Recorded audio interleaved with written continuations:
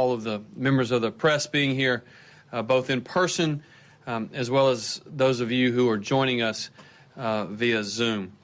Since the state of Mississippi stepped in to fix Jackson's water system, we've significantly increased the quantity of water produced. We've restored water pressure to the city. We've installed an emergency rental pump. We've fixed and reinstalled broken parts on site, and we've monitored and tested water quality. On Tuesday, the Mississippi State Department of Health began officially conducting tests of the water quality.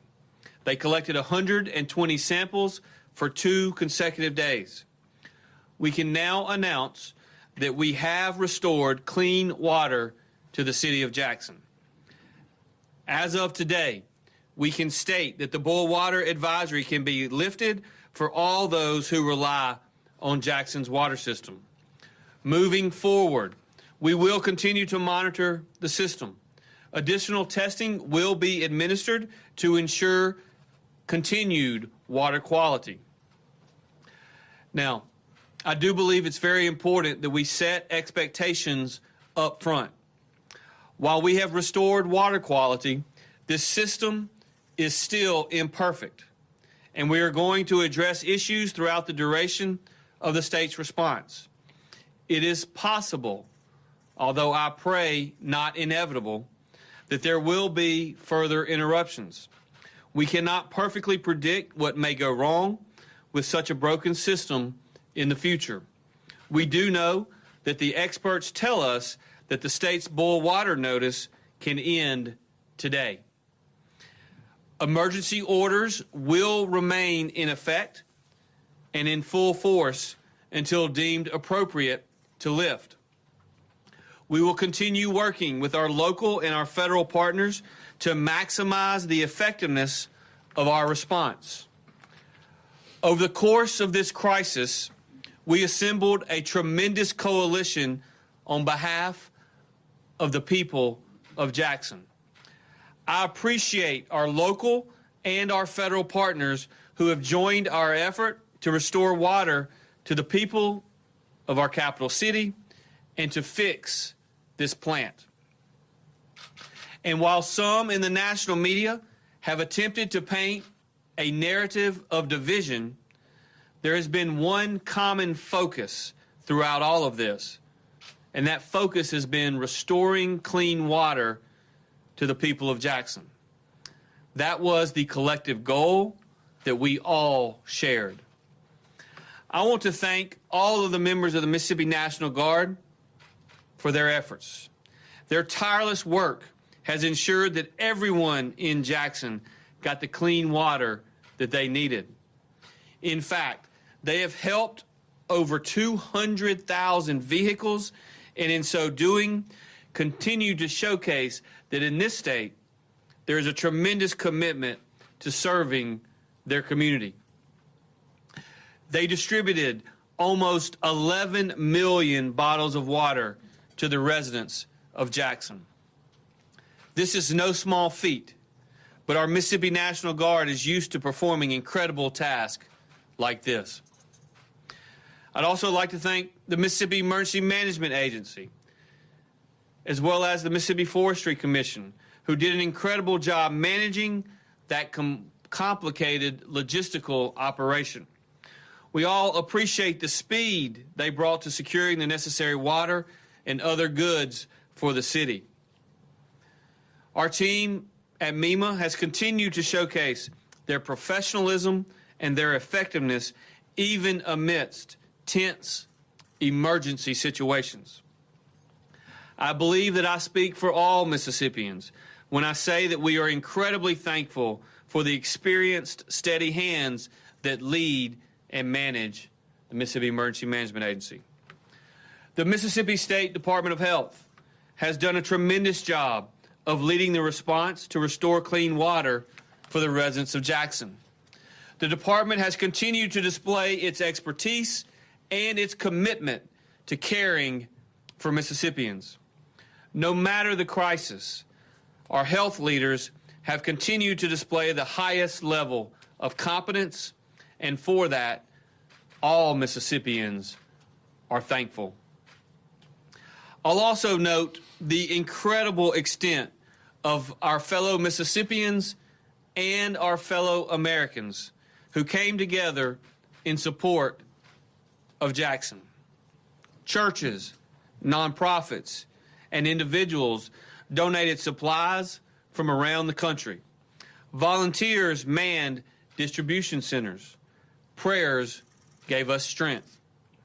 I saw one story of a Texas couple that drove all the way here to open up their car and deliver bottled water to people.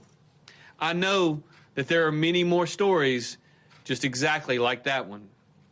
That is the foundation of the America I know,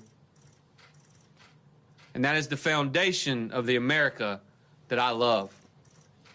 Neighbor helping neighbor. Our communities are built on this support.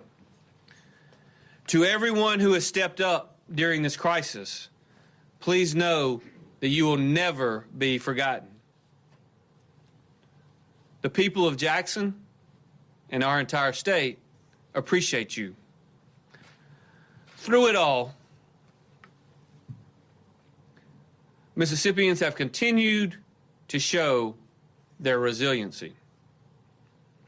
From flooding to this water crisis, I recognize deeply the challenges that the last few weeks have presented for Mississippians in our capital city. This time has been hard on all of us, but now we can move forward together stronger than ever before. Now, we know that there will be a lot of hard conversations about next steps and the work that we need to do to create a sustainable water system in the long term. All of that is important. Today, I want to focus, however, on thanking the team that has pulled us out of this darkest part of the crisis and express my gratitude to all the Mississippians and to all the Americans who helped play a role in getting us to this point. At this time, I'd like to specifically thank Mac McCraney, the leader of the Mississippi Emergency Management Agency, and call on him to make some remarks. Thank you, Mac. Yes, sir. Thank you, Governor. Just want to give a report out on kind of where we are as it looks at, if you're looking at the mission with the Mississippi Emergency Management Agency, the National Guard, and the other partners that we brought in to a unified command here to combat this problem. So the Governor already talked about it, 11.7 million bottles, and I'm continuing to put those out today, so that number is going to even continue to rise. So as this boil water notice is lifted, our water distribution will go away. That's one of those things we talked about at the very beginning was life safety for everyone, for fire safety, and to make sure that they had those things that they needed. Well, we've done that through this process. So we will be shutting down those operations on Saturday, September the 17th at 6:30 at our normal time. This allows all the logistics to move all of these trucks, all of the National Guard to reposition their equipment to get their soldiers back home and get on with their regular day jobs and not the one that they do when they're responding into a state disaster. So equivalent all that water to 362 semi-tractor truck trailers rolling down the highway at one time. That's what they were able to accomplish, and it was a feat within itself. So our call center will remain open during this time. We announced that a few weeks back. During that time, we fielded, Governor, about 755 calls total for some type of assistance. So we were able to do that. Along with the Department of Human Services, they actually took water to 417 homes to help those shut-ins and those personnel that might need that a little bit of extra help during this time. So what are we doing next? That's kind of where I'm going to go in with this report out to you. Where are we headed? So as of today at 12 o'clock, MEMA, along with the Unified Command, we did a request for quotes for contracts to do program management at the site. So that closed at 12 today, and we'll be assessing that this afternoon and tomorrow, and very soon we'll pick that vendor and we'll get that in there. So we're looking at the medium and the long-term look at that. That's what that program manager is going to look at, everything that we've done up to date, where we are, what all those construction things that we've done on that site, repair program, and then look, what's next? What is the second, third, and fourth step that we're going to have to go on? So that's something that we've engaged with the Department of Health and others that are on the site to make sure that we've got that in our pocket and we're ready to continue on to make O.B. Curtis the actual water production site that it can be. It's not over at this time, so let me just give a shout out to some people, some states. Maryland, South Carolina, Louisiana, Michigan, and Ohio. We average right now about 26 personnel on site from these other states, whether they're the Class A operators, whether they're the mechanics that actually shoot the water out, and also technicians and every other thing that's needed there. So a real arsenal has come in from those other states, and we continue to do that, and we'll continue to do that throughout this process until we get O.B. Curtis back up where it needs to be. So that's not something that's going to stop here today. So that we're looking at going forward. These missions will continue. I am on the hook till November the 28th. That's the original disaster date. It's got 60 days from that, but I can also ask the governor to ask for another extension if we need to do that with FEMA, and we're sitting here ready and loaded for that. So the City of Jackson, Department of Health, EPA, and Corps of Engineers has assembled a great team under the leadership of the governor to attack this problem, figure out what's really wrong, fix what's really needed in the beginning, repair it, and then look at the long-term solutions when we can gather other funds to be able to come in and do that. And I can't brag on that team enough. There was a notice that came out yesterday. The governor asked for an SBA declaration, the economic injury disaster loans, and he got it. So here we are. We've got Hinds County as the main county, but also the continuous counties that are around Hinds County: Claiborne, Copiah, Madison, Rankin, Simpson, Warren, and Yazoo counties all touch Hinds County, so they are available to be able to apply for that. How much that loan is going to cost and whatnot is going to depend on that business and what their shape and situation is. So that would be through the SBA, and they're going to put a center here within Hinds County to be able to do that in person, as well as you can do that online at the SBA website.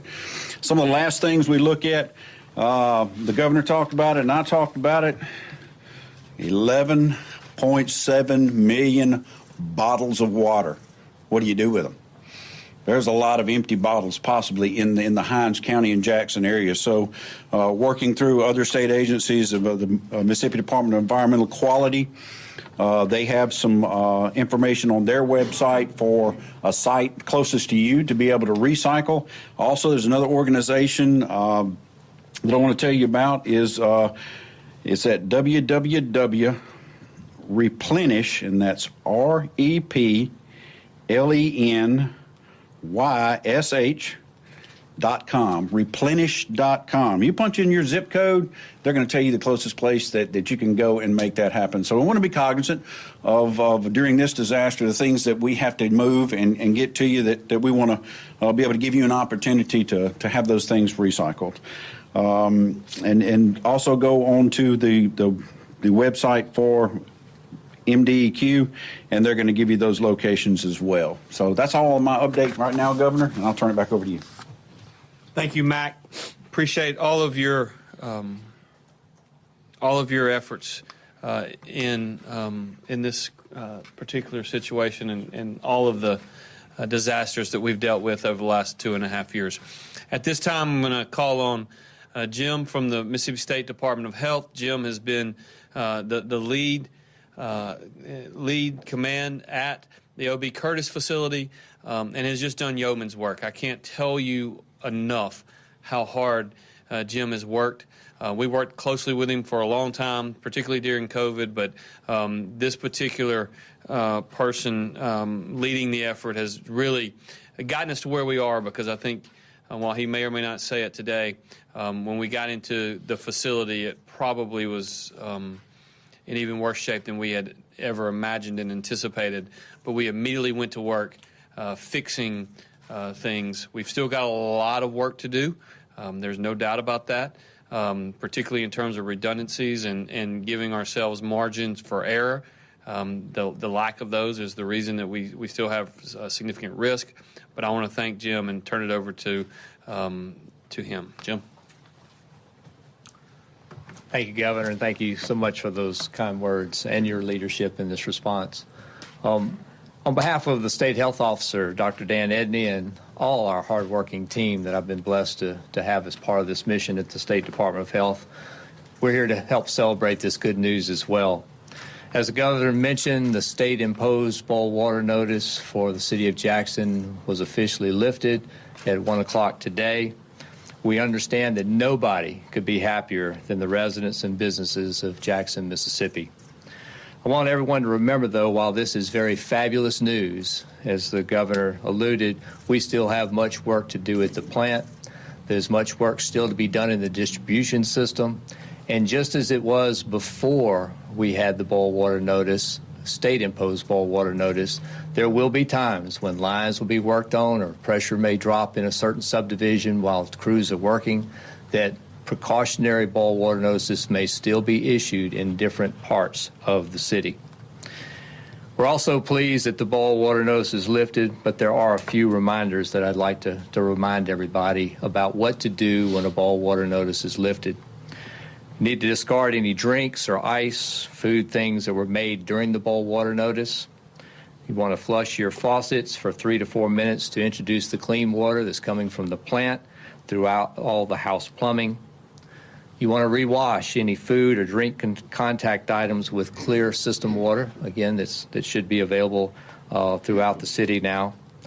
Always check your water filters. If they've been processing for a while, you want to check those filters and replace those as necessary. Do not use water from hot water heaters for drinking. Please run your dishwasher a couple of times before washing dishes. Again, you just want to make sure that all of the clean water is in your home as you begin to use it again. If you have questions about that information or want some more information about that, you can always go to the Health Department's website at www.healthyms.com, and you can find information on things to consider when returning from a boil water notice. Regarding lead in the City of Jackson water, as you know, in addition, some homes in the Jackson area had previously shown elevated levels of lead in their drinking water. The City of Jackson has an ongoing project to address the causes and provides information for customers in their required consumer confidence report. They can be found on the State Department of Health's website or at the City of Jackson's website. Although the majority of home lead testing performed to date identified no lead or lead below the action level set by the EPA, the Health Department is continuing its recommendations as a special precaution, especially for households with young children or pregnant women. These precautions will remain in place until the City of Jackson makes the necessary corrosion control corrections to the system. Please know the Unified Command at O.B. Curtis is working to accelerate the timeline to restore corrosion control in the Jackson water system. Some additional precautions to include: before using tap water for drinking or cooking, run your tap on cold for 1 or 2 minutes. For more details on this process, you may look at cdc.gov under their water section. Households should never use hot water for drinking or cooking. Residents should clean out their faucet aerators by unscrewing the aerator at the tip of the faucet and removing any particles of sediment that is collected in the filter screen. Any child 5 years of age or younger and any pregnant women should use filtered water, and the type of filter should be an NSF 53 certified filter, or bottled water for drinking and cooking. Baby formula should be ready to feed or prepared using only filtered water or bottled water. Parents with children 5 years or younger may want to contact their child pediatrician or primary care provider for conversations about adequate lead screening and blood testing. Further information on lead safety in older homes can also be found on the Health Department's website at www.healthyms.com. As the governor mentioned, in addition, I've asked the EPA to conduct some additional sampling. We're going to do that. They're developing a water sampling plan right now that will include a battery of tests under the National Primary Drinking Water Regulations that will test for biologics, chemicals, radiological type of contacts. It's the entire battery of tests that are performed on water systems to bring that lab equipment into the state of Mississippi and/or to use the Mississippi Public Health Lab to conduct those additional tests. Just a little quick plant update. Yesterday, the conventional water treatment at O.B. Curtis produced just over 11 million gallons of water. The membrane plant continues to improve production capacity and set another new recent record in producing 16 million gallons of water yesterday. JH Fuel, which has been really a workhorse during this crisis to continue to make additional water as well as additional pressure to the system, produced 10 million gallons yesterday, letting them step down just a little bit from the production they've had to do previously. So in total, 37.2 million gallons of water were produced yesterday in the city. Let me also share my thanks to the team that has been assembled and working so hard at the O.B. Curtis plant. They've now been able to take all three conventional basins, many of which, as you know, were filled with lots of sediment, and a system that was failing that was able to take that sediment out of those basins. They've now drained all three basins, cleaned all three basins, and refilled those basins, placing them back into service. Most of the immediate identified repairs have all been completed within the O.B. Curtis plant now. We have a team that's also assisting at JH Fuel with some maintenance items to make sure that that plant resiliency remains. And we know that additional repairs will be needed, most definitely be needed down the road for a long-term, sustainable, and resilient water system. We continue to appreciate the teams of folks brought through Mississippi Rural Water Association and from around the country through the Emergency Mutual Aid Compact. There have been electricians, Class A operators, mechanics, and instrument technicians, all valuable resources to the effort of restoring safe drinking water to the city of Jackson. We also appreciate those federal and state partners that have been working tirelessly 7 days a week to restore clean water to Jacksonians, and we remain thankful for all their efforts, as well as the continued efforts of the very dedicated operators working and maintenance staff working in the city of Jackson. Make no mistake, this is a group effort. Together we can do much more than we could do individually. Thank you, Governor. Again, thank you both for your unyielding efforts throughout this crisis. You and your teams worked day and night to face down this daunting task. We are all incredibly thankful for the teams at the Mississippi Emergency Management Agency and the Mississippi State Department of Health, literally 7 days a week, 24 hours a day. We have been working to get to this point, but again, we're not done. We've got more work to do, and we'll talk about that in the days and weeks and months to come.